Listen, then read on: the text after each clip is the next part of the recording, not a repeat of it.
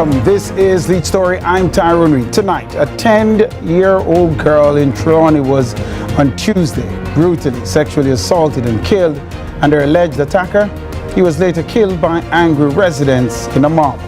Is mob violence getting out of control, and how is it being dealt with in the justice system? Also in the program, the leadership of the People's National Party, PNP, could be challenged come 2027. But party leader Mark Golding appears unfazed. But should he be? Then we'll hear from the Transport Authority and its crackdown on PPV operators accused of overcharging passengers. And later, Nikisha Burchell, a member of Parliament, and her public comments, she has said that she fears for her life. And this is prompting a broader discussion about close protection officers and how security detail is assigned to public officials.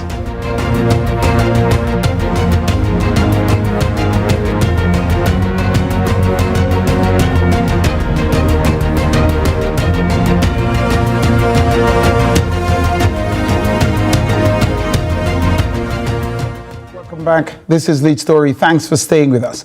Now, mob violence, or what is often referred to as jungle justice, has been a part of Jamaica's reality for years. In moments of anger and outrage, some people choose to take the law into their own hands, seeing it as a way to deliver the justice they believe the system has failed to provide, and swiftly. But the law has made it clear that a mob killing is still murder, and history has shown that crowds can get it wrong. Following the brutal killing of a 10-year-old girl and the death of her alleged attacker after being attacked by residents, the conversation returns to a difficult question. Is mob violence getting out of control? And how should the justice system respond? And if you believe mob violence is a form of justice that is accepted, you should, perhaps one of the questions we should ask ourselves is if we are a part of the problem.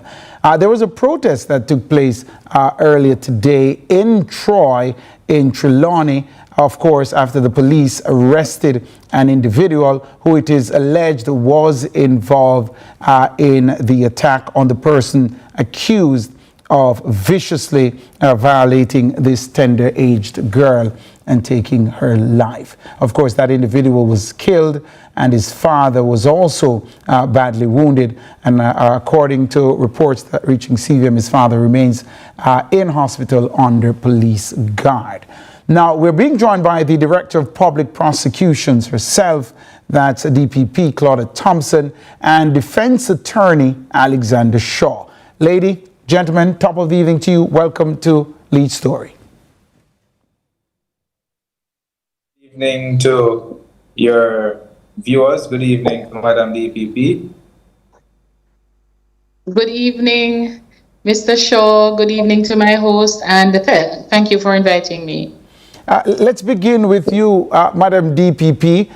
This question of mob violence, many looking on have this question that it is a tough thing to prosecute, Madam DPP.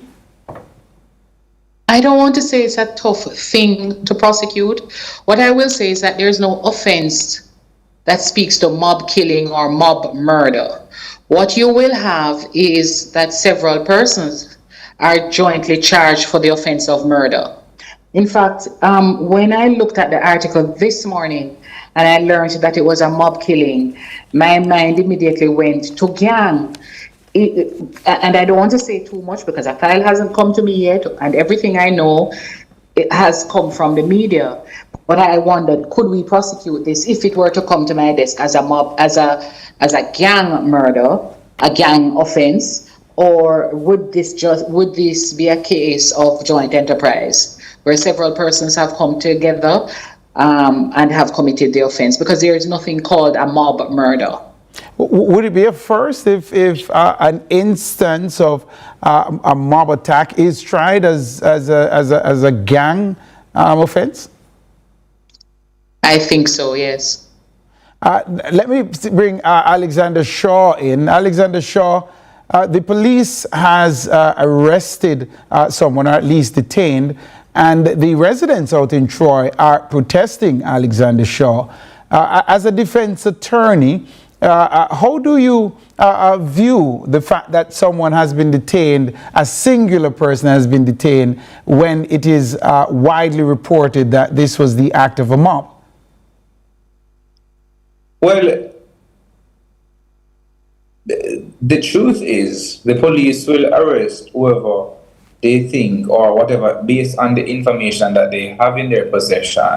So not because, you know, a group of persons participated in this crime means that, you know, it's necessarily unfair because only one person has been arrested. Sometimes the DPP will tell you that the availability of eyewitnesses can be a problem in an instance, particularly where the community believes that this sort of approach is justified.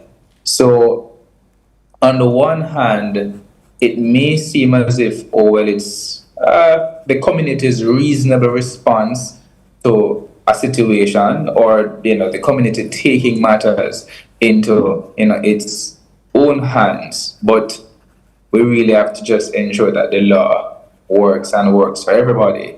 So, you know, it's really unfair on both ends. Indeed. Let me see if I can go back to the Madam DPP just quickly.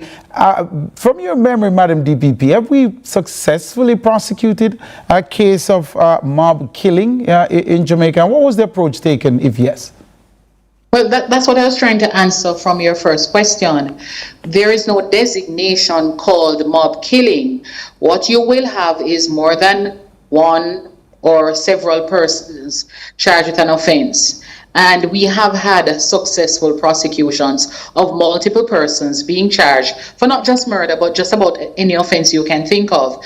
Just before I came on the program, I was trying to think if I could think of a murder case where several persons came together, and I remembered the Dean's murder in St. Anne, where several members of the same family, their surname was Deans, had committed an offense, had killed a young man from the community as well. And if my memory serves me well, that matter was successfully prosecuted. So no offense in law, and it's important that we understand this as it's being explained by Madam DPP. There's no offense in law called mob killing, but you raised a novel approach to this that could also be taken, and that's to treat the matter as a gang crime.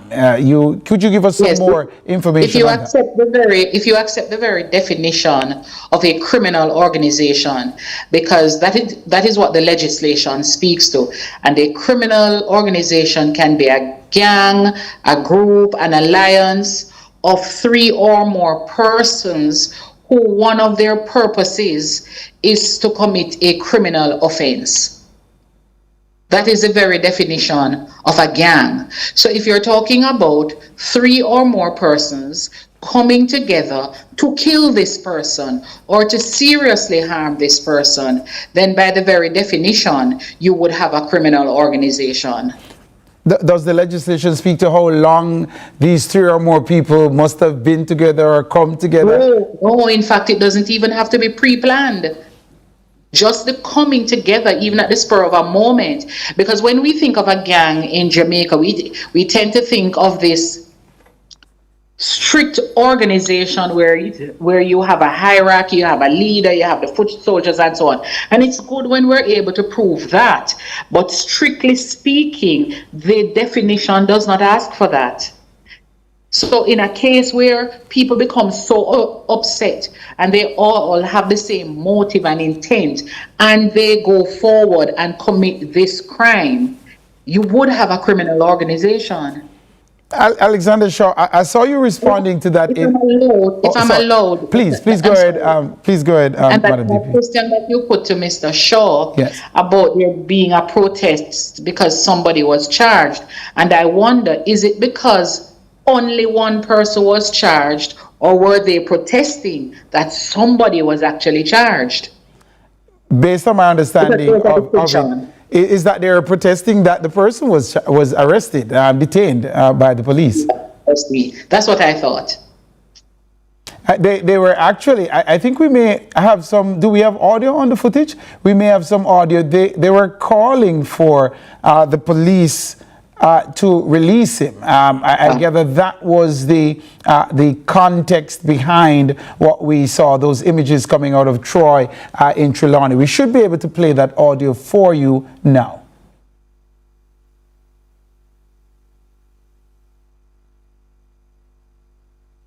So we're seeing the scenes here from Troy in. We want justice! We want justice! We want justice! We want justice! We want justice! Free Max! Free Max! Max innocent! Max! Free Max! We want justice! Free Max! Tyrone, I think in the interim. Yes, go ahead, Alexander Shaw. I was going to go ahead. I have a question for you, but go ahead. Yeah, but I was saying in the interim though, because it's no different. You know, a mob killing, as you term it, is no different than what we call extrajudicial killing. So the community taking the law, you know, in its hands and becoming judge, judge, juror, and executioner. Yes, it's no different because the issues were not properly ventilated, and oftentimes, you know, we just go with assumption. So even though the community is outraged because somebody is arrested and they believe, oh, the person should not have been arrested, in the absence of an eyewitness to say that this person is the actual perpetrator, it is wrong in every respect. But you've raised an insightful contrast there, Alexander Shaw. For those members of the community who say no to extrajudicial killings on the part of the police, they must also stand against mob violence, is what I'm hearing from you. You're saying there is a contrast between the two things. Well, what I'm saying is that perhaps it's similar, because if it is that you are saying no, police should not go ahead and take matters into their own hands, bring the accused person before the court, then why it should be justified then for the community to take, you know, matters into its own hands? You know, it's similar. It's almost the same. Same thing, indeed. The same and equally wrong. And equally wrong. We have to leave it there. Much more to talk about, but we're out of time. I want to say thanks to Attorney at Law Alexander Shaw, and of course the country's Director of Public Prosecutions, Claudette Thompson, for joining us in this segment. Thank you both. We appreciate it. Thank you for having me. Indeed. This is Lead Story. I'm Tyrone Reed. We take the break here and come back with more.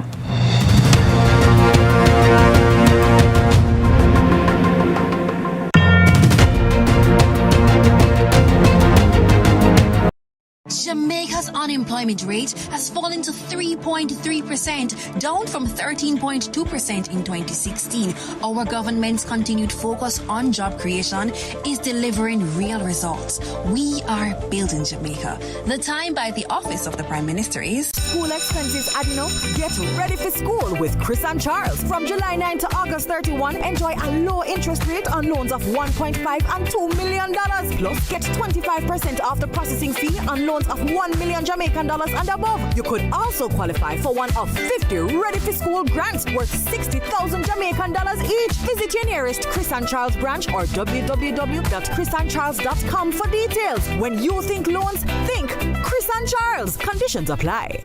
At Hawkeye, we work hard to develop state-of-the-art security solutions like our new Total Connect smart home automation system that gives you 24/7 access to control your appliances, lights, cameras, and doors using your smartphone, tablet, or PC.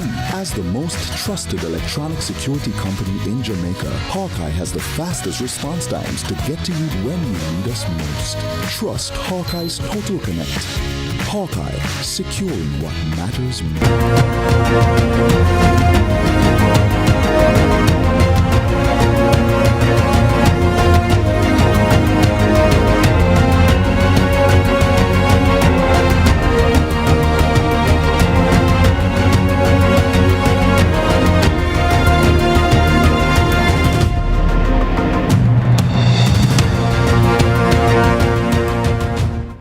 Welcome back to Lead Story. The People's National Party could be gearing up for a leadership race next year between the current president, Mark Goling, and a member of Parliament for Northwest St. Catherine and education spokesperson Damien Crawford. In an interview with Nationwide News early this year, Crawford not for the first time vocalized his intention to challenge the party leadership. Let's take a listen to a snippet from that interview.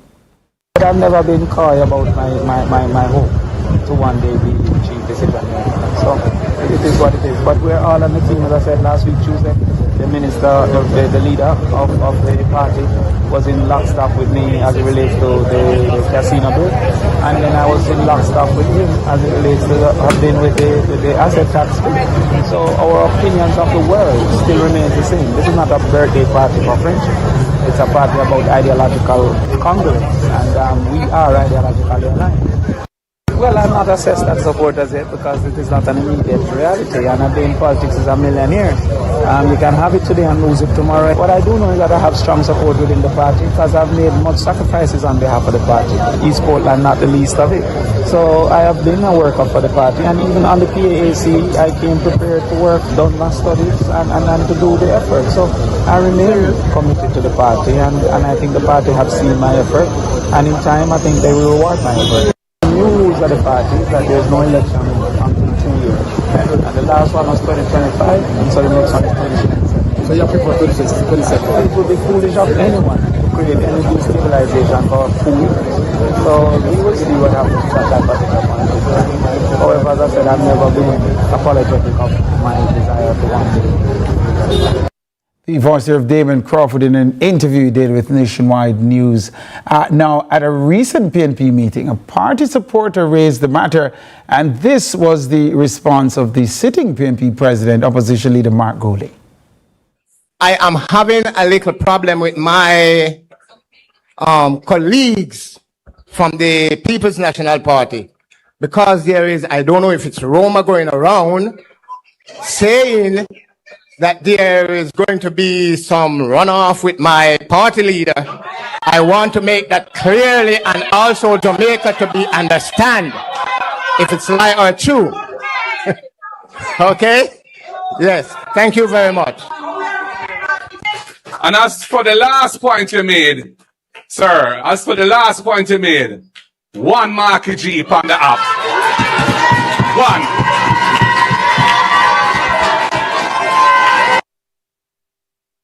The opposition leader there and PNP president are responding to what some are saying is a challenge to his leadership. He says there's one Marky G on the app. Joining me now is political commentator Jermaine Barrett. Yeah, of course, it's a running thing. I call him Dr. Jermaine Barrett. Dr. Barrett, thank you so much for jumping on to be with us. How are things with you? I'm doing well, Professor. I'm doing well. Yes. One Marky G on the app. How do you respond? Well, this is a little bit of political gimmickry, and that is to be expected, on the political platform. But I think in reality, Marky G must be certainly seized of the reality that he is about to be facing a challenge against a competitor who is very much, popular, a bit of a populist, and that is likely to pose a threat to his continued existence as the president of the People's National Party. Albeit it's a year out from the date when the election will be had, or the decision will be made as to whether or not Marky G retains his position as party leader or whether the aspirant assumes the position. Some may say it's a somewhat flippant dismissal of what you're saying is something he ought to take seriously. Is that what I'm hearing from you, that he should take this challenge to his leadership seriously? So I'm absolutely certain that he's taking it serious. Not every utterance that you hear on the political campaign is reflective of the position genuinely held by the person pronouncing or making the pronouncement. It is necessarily the case that he is absolutely aware, certainly. Concerned must be. I would think it would be certainly ill-advised for him not to be. And so what he's trying to do is to demonstrate a little bit of a bravado, trying to convey to the people that, there's nothing here. I'm so much dominant. I'm in charge. I'm large and in charge. But I think in private you will find a man that is certainly concerned. We did seek a response from Damian Crawford, but he declined comment on this issue. We also tried to invite him onto the program as well, and of course, he declined that as well. But Jeremy Barrett, the likelihood of success for Damian Crawford if he challenges in 2027? I think he stands up a very good chance. I mean, again, we're more than a year out, so it is difficult to say with any great certainty what the outcome will be. But I think Damian Crawford is certainly a worthy sort of contender for the position of PNP president. Recall, one of, if not the most popular president that the PNP has ever had was Prime Minister Portia Simpson-Miller, and her popularity was because she connected with the people. Now, I'm not saying that Damian Crawford is a Portia, but he certainly comes close with respect to his ability to resonate with the people. I think right now the PNP is a little divided because those within the People's National Party who are from the more elite, more refined ilk are likely to be backing Mark Golding because he is more reflective of who it is that they are. But I think the average voter in the elections are certainly quite excited by the candidacy of Damian Crawford. And I think as the campaign heats up, you're going to see him really connecting with the voter base of the People's National Party and really pressing Mark Golding to respond in his own ways. I think we're in for quite an exciting amount of political theater. Several things there, but just to piggyback on a couple of them, the length of the campaign and who that would favor. But you touched on those who might be supporting Mark Golding. Do you think that Damian Crawford would have the financial support that he needs to overcome Mark Golding? I think so. Of course, he would have support equivalent to Mark Golding. But, it is not just money that wins elections, And of note, this is not a national, this is not an election, between, national contenders for example, the prime ministership. It's not a general election. This is an election amongst party within the People's National Party. And so the amount of funding that is required, I think it is certainly acceptable by both candidates. It is not, again, that you're looking for billions of dollars amount of funding. And of course, the people who will vote, the members of the People's National Party, are certainly accessible insofar as many of them are susceptible to the persuasion of the party leaderships and those who are, for example, members of parliament, senior members within the party hierarchy.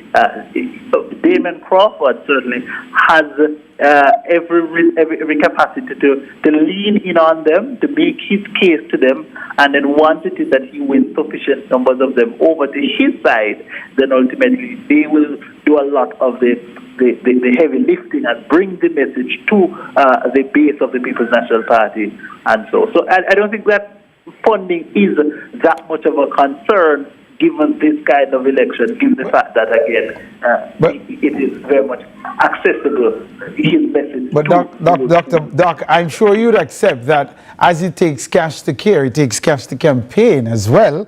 And in terms of the length of the campaign? Would it suit Damon Crawford to keep his powder dry and not engage in a long campaign?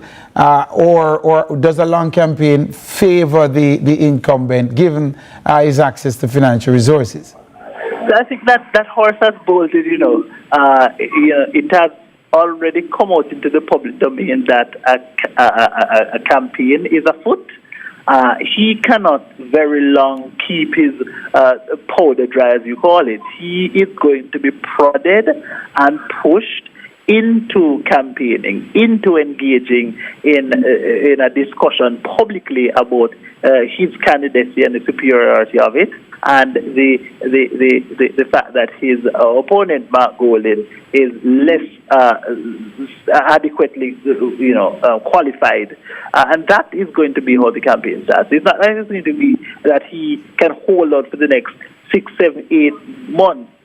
He is going to be pulled into a campaign, and I think he is going to be pulled not just because people have an appetite for a campaign right now, but also there are other people around him within the People's National Party who are currently aligning themselves to his campaign already. So yes, the campaign is almost about to start.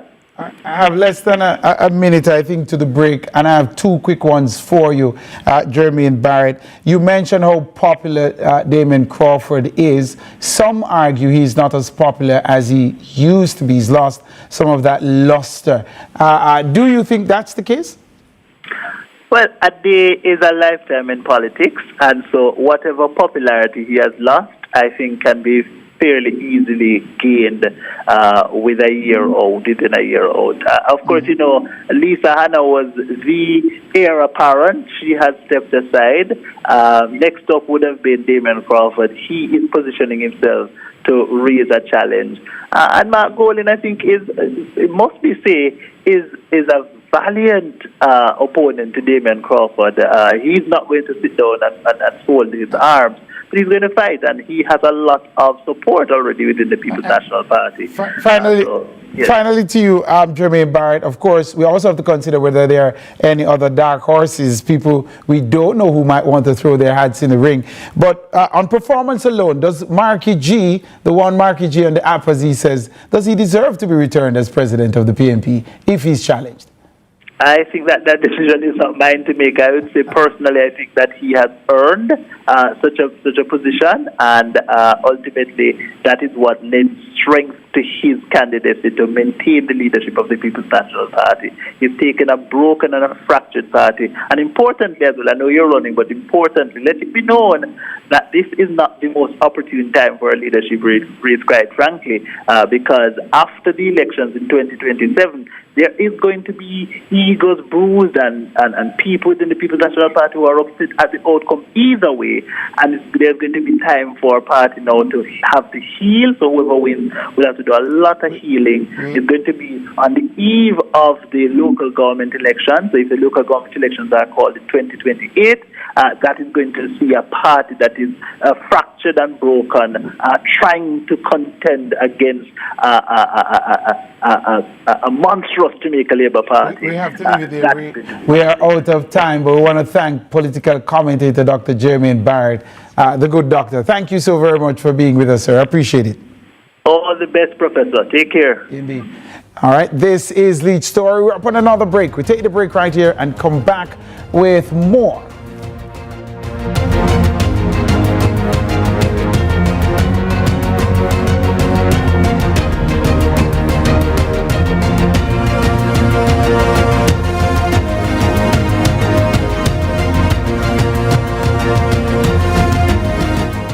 Jamaica, make we do the right thing. Make we live good today for a better tomorrow. Talk it out. Don't fight it out. The time by the Ministry of National Security is 6:30. We want a piece for Jamaica. Yeah. Yo, what are you? Oh man, none of that. Yo, no, brother, no. Can I see you ever play ref? No, the game, yeah, but I look a bad game. No, I said, place when you come from, brother, I want to live good, man. I want to live good, Bridging. No shake on, I can play a little bad, Bridging. Really have to shake on? Yeah, man, and no badness, Bridging. Just live good, man. I make the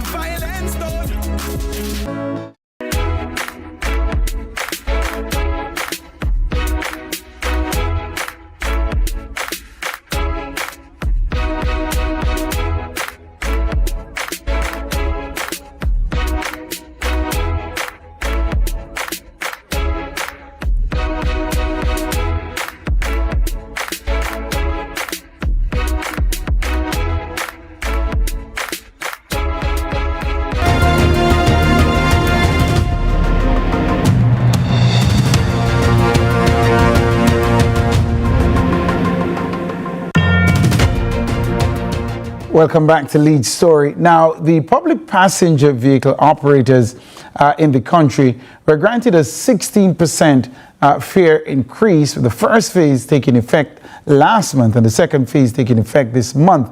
But there have been reports that some operators are overcharging passengers. That's not new. It's why the Transport Authority says it's now out in the streets, like the white lines, to crack down on these PPV operators. Joining me now is Nicola Brown Reed, a lady with a fascinating last name, who's operations manager at the Transport Authority. Top of the evening to you, Mrs. Reed. Thank you so much for joining us. Good evening, and it's a pleasure being here this evening. Indeed. Before I get to the question of overcharging, I have noticed personally on the streets as I traverse that there seems to be an increased presence of the Transport Authority carrying out enforcement action. Am I correct? Yes, you're correct. We are taking a zero tolerance approach to the issue of overcharging, and so all our manpower, all boots are on the ground to deal with this issue. We have to cauterize this issue. And so that is what the mandate is at this time. Overcharging has not been a issue that is new. It's not new, particularly among some stage carriage operators and route taxi operators. That's where we have the issues within the KMTR. Also in the regional areas, the route taxi operators are the main culprit that carry out this activity of overcharging and fare gouging. So while it's not a widespread issue, the authority treats every complaint seriously because commuters must be protected. From following Hurricane Melissa, the issue became more pronounced in some areas.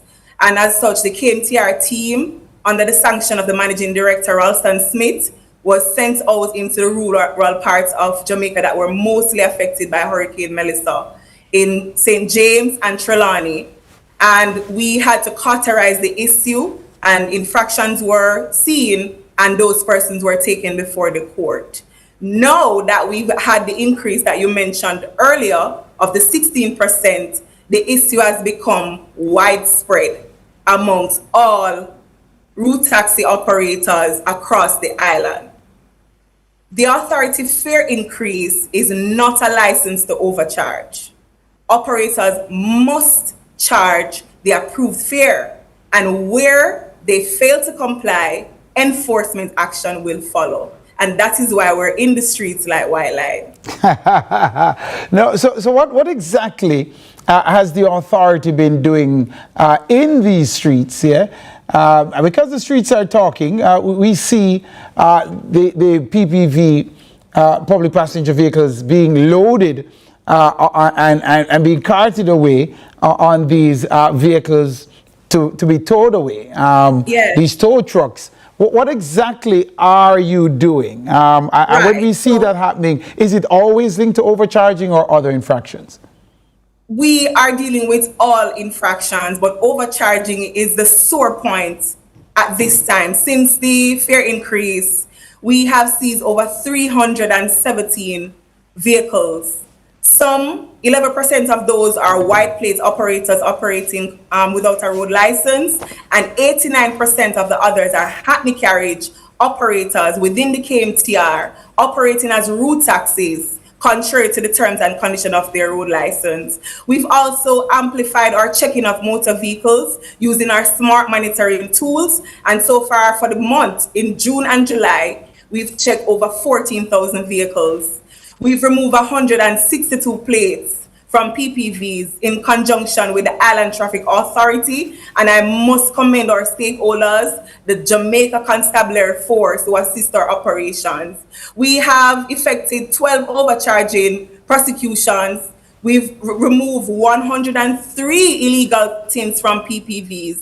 And also we've removed 44 unapproved markings from PPV operators. So we are dealing with a wide array of offenses, and we're ensuring that these matters are cauterized and these offenders are sent before the court.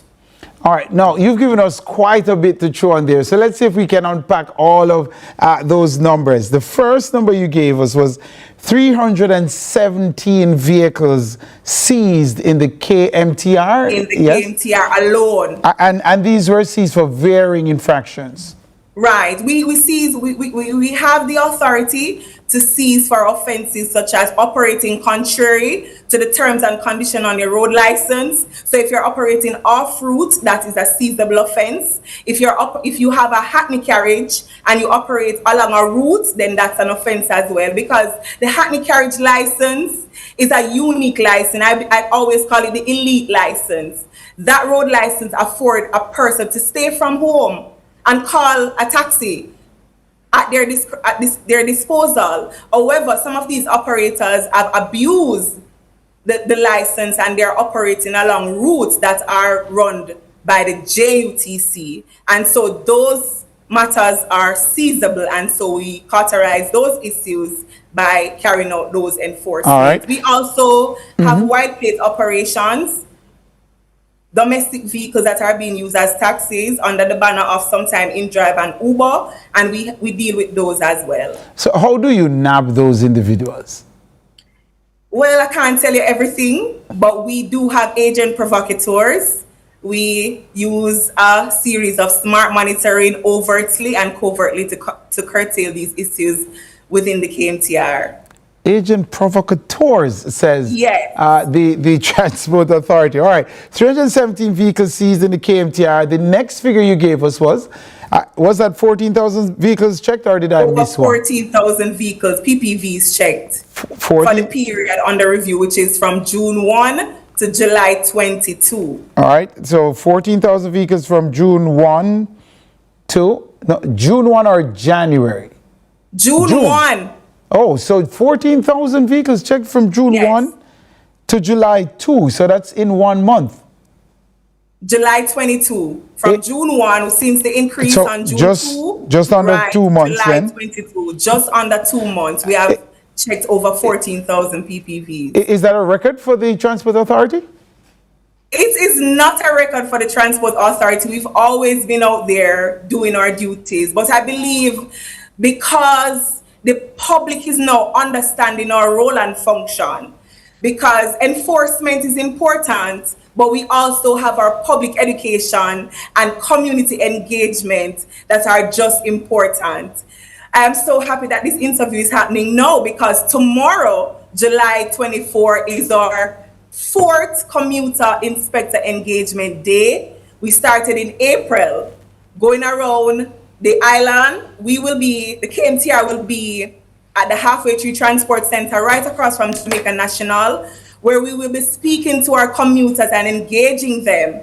And it's under the theme, Moving People, Empowering Lives.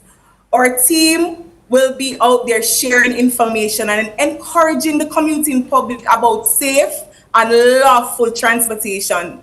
We also aim to allow them to understand our role and function, because sometimes they see the gray and white and they don't know who we are. So we're out there to engage with them and help them to understand us, so we can work together to fix the the engagement started in April. I must say it has been better. More persons are calling the Transport Authority. They're stopping and engaging us when we're on the roads.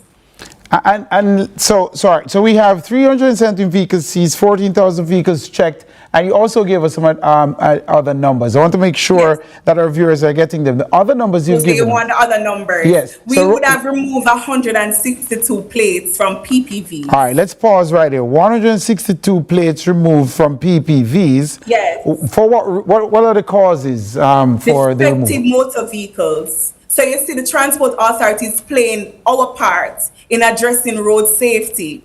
Some of these vehicles had faulty tires. Some of them, the windscreen was broken. Some of them, the body of the vehicle, the structural damages are beyond repair. And so we would have gone out with ITA, the Island Traffic Authority, which is our partner in helping to cauterize this issue of defective motor vehicles on our road. So the Transport Authority have been playing our little part in road safety as well. All right, so 162 plates removed. The other figure?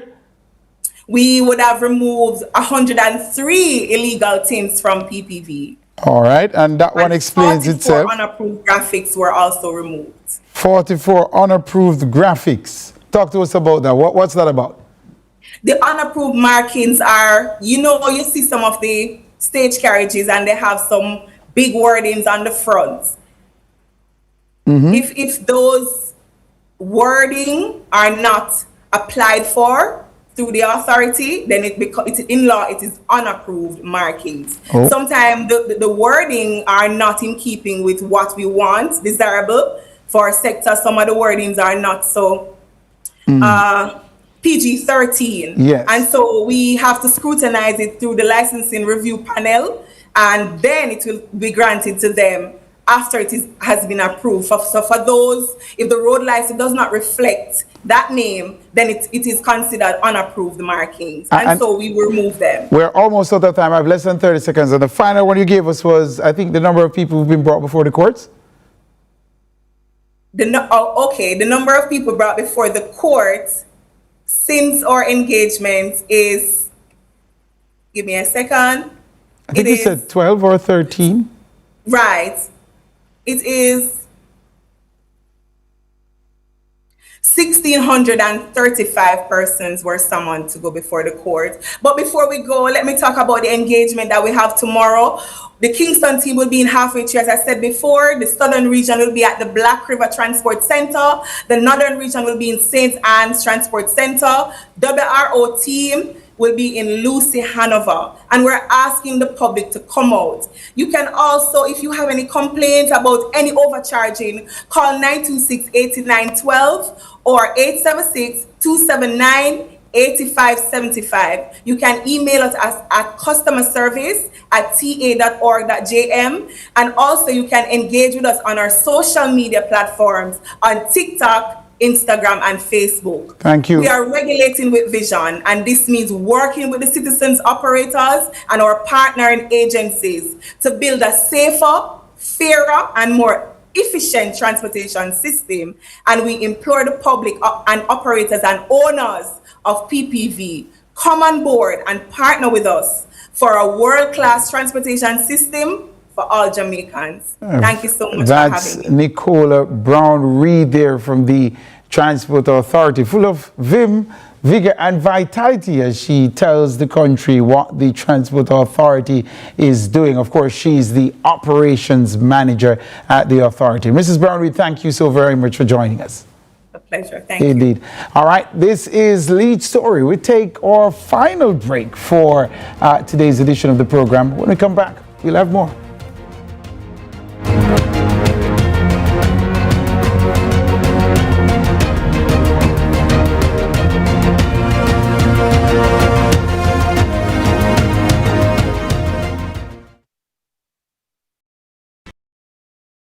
Word with Apostle Professor J. Andrew Scott every Sunday morning at 9:30 a.m. An apostle, cause 3 contracts to be released to you. So as of tonight, the realm of the supernatural is active and activated to cause 3 contracts. Pow! Pow! Pow! In Jesus' name. Me and the stylist no scam and not style me. From the market to the farm to the office, money talk is everywhere. But are you making sense or nonsense? The Bank of Jamaica brings you common sense with BOJ. Real stories, real laughs, and real lessons to help you protect, grow, and manage your money. Mattress savings. At least my mattress. No charge me to sleep on it. Partner plan. Remember last year we needed our payouts early? But Miss Pam gave it to her cousin first. Or a sketchy loan flyer. Electrifying deals. See why making the right financial choices is pure common sense. Brought to you by Bank of Jamaica, empowering everyday Jamaicans one episode at a time. Grandpa, it's 2026. You can't keep hiding all your money in every single pocket forever.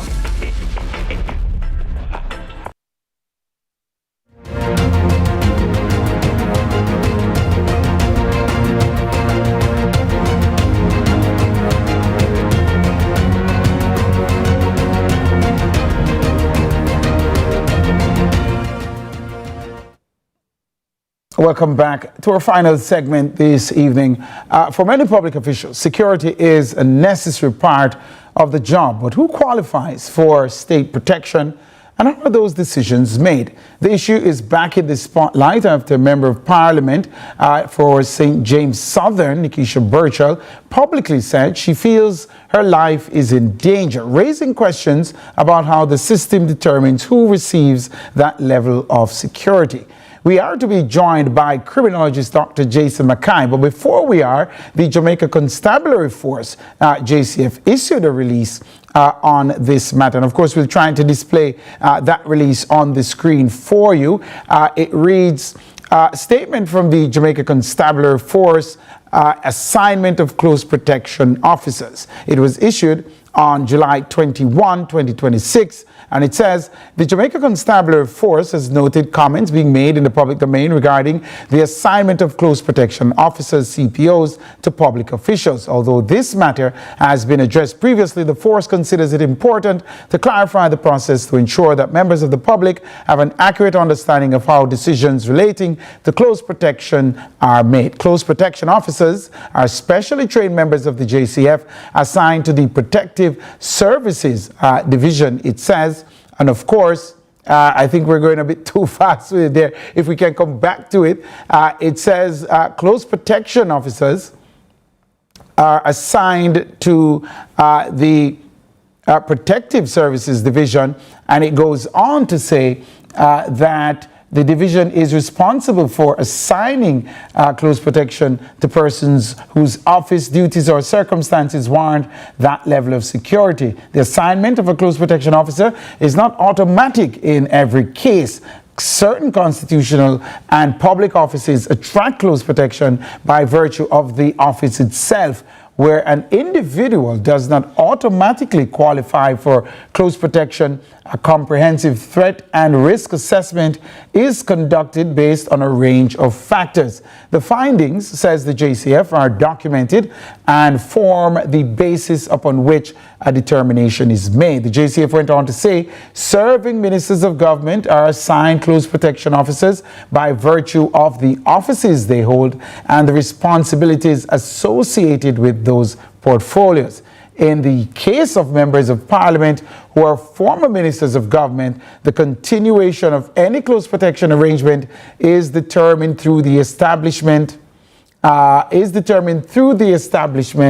of course, my team has left me there. It goes on to say the JCF has noted comments being made in the public domain regarding the assignment of close protection officers, CPOs, to public officials. Although this matter has been addressed, no, that's it again. We're still reading the same thing. But basically, you get the gist of what the JCF is saying. The JCF is saying, look, it's not automatic. We conduct assessments. There are certain offices that by virtue of the responsibilities attached to that office, they will be assigned close protection officers. But for other public officials, an assessment must be done, threat level assessment. The criminologist, Dr. Jason Mackay, he joins us now. Dr. Mackay, thank you so much for joining us here on Lead Story. Thanks for having me. Indeed. I listened with interest, Dr. Mackay, of a sitting member of parliament saying that she feels threatened, and why wouldn't that person be assessed immediately without any asking? Is it proactive? Is it supposed to be reactive? Based on your understanding of the process, how does it work and what's optimal? Well, I mean, every situation is different, but if you're bringing someone, if you bring a situation to the authorities and an assessment is done and you qualify because it appears that your life or your family's life is being threatened because of circumstances relating to your job, then you'll be eligible to get a CPO. Mm-hmm. And of course, in terms of how you know these things to operate, Dr. Mackay, are there people who have these close protection officers who don't need them? No, I mean, I can't think of a single case that I'd say they don't need them. I mean, I think every minister of government is entitled to it. Not saying that they all necessarily need them. But you don't know what the particular circumstances is for each minister. So I don't know of any minister that I would say definitively needs one, other than the Ministry of National Security and the Prime Minister. But there may be circumstances as it relates to the other ministers that they should have them. So it all depends on what you know about what's happening in their job and what's happening in their lives. Is it seen by some public officials as a status symbol? I think it's seen by members of the public as a status symbol, but it's also very necessary if you are doing public service and your life is in danger. It's very necessary, because you can't have persons risking their lives, especially prosecutors, and a situation comes up and they're not protected. Because then they're unable to function going forward. It's the message. The message always has to be is that we protect our own, And based on recent history, are public officials really under threat? Well, I think a lot of them are doing some jobs with some serious consequences. Prosecutors being the number one, I think. Judges in particular too. Some ministers that deal with crime, like Minister of National Security being a major one. The Minister of Justice to some extent.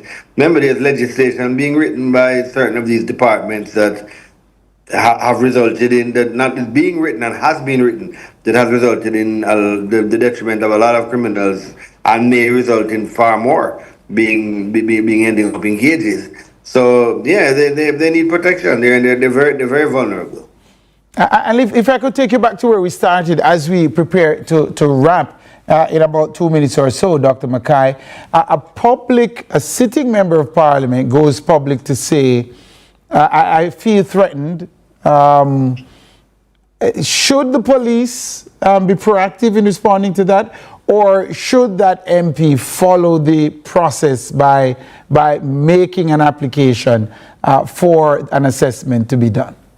It's a small country. There's no difficulty getting to see the persons who are the decision makers without going public.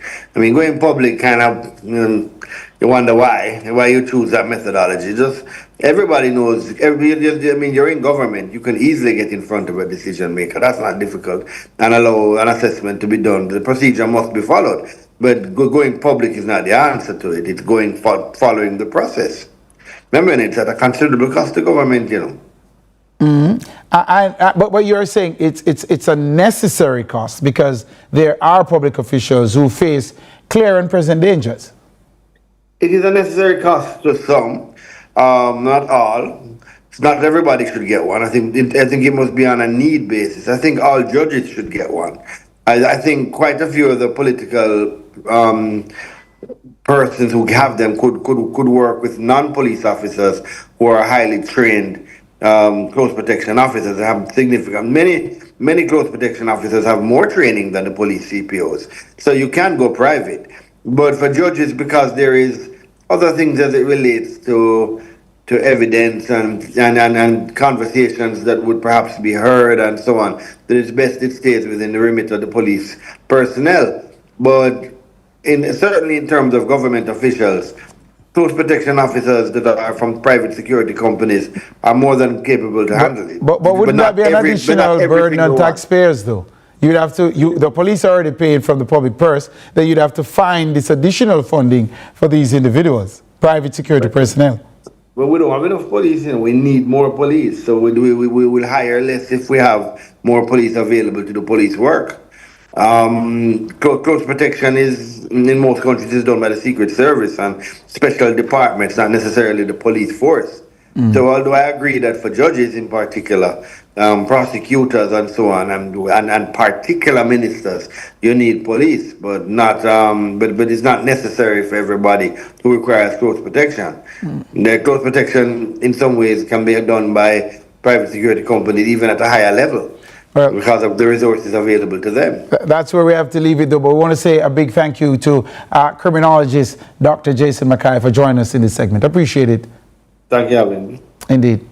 All right, that's where we have to leave it for our lead story tonight. On behalf of all of us here at CVM TV, please stick and stay with us. The news is next.